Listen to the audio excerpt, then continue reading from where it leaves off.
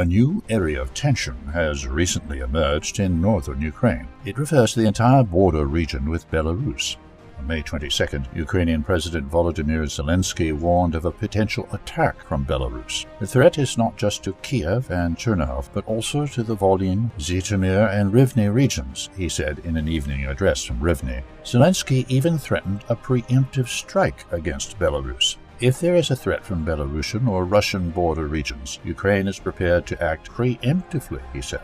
These statements are not empty rhetoric or political PR. According to reports, the Ukrainian leadership has already begun rapidly fortifying the terrain in border areas for defensive operations.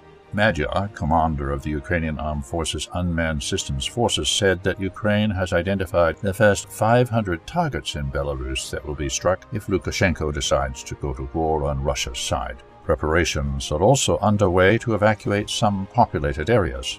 Ukrainian troops are using drones to scout targets in Belarus. On May 26, Alexander Volfovich, secretary of the country's Security Council, reported this. Every day, our air defense systems detect combat drones crossing the border between Belarus and Ukraine. In some cases, these are not accidental attacks, but rather attempts to strike border infrastructure. There were 116 such incidents in the last week alone. Forces on duty responded to them 59 times, Volfovich stated. He also addressed the issue of Ukrainians illegally crossing the border to flee forced mobilization. Over the past month, 76 violators have been detained. Some of them are spies with specific missions.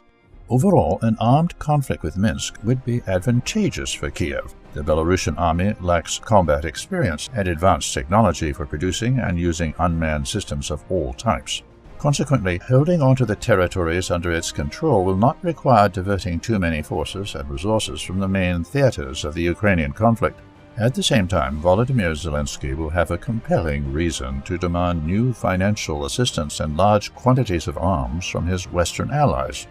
Meanwhile, the situation for Russian forces in southern Ukraine risks deteriorating sharply. Ukrainian forces have increased the range of their guided drones significantly, in some cases extending it up to 100 kilometers. Near Berdyansk, at roughly this distance, a rear supply convoy was destroyed. Similar strikes have increased sharply across the entire former Ukrainian territory. At the same time, the strikes have focused on supply tankers and trucks. By fall, this will lead to the complete paralysis of logistics from the Kharkov region to Crimea, which will make continuing hostilities impossible.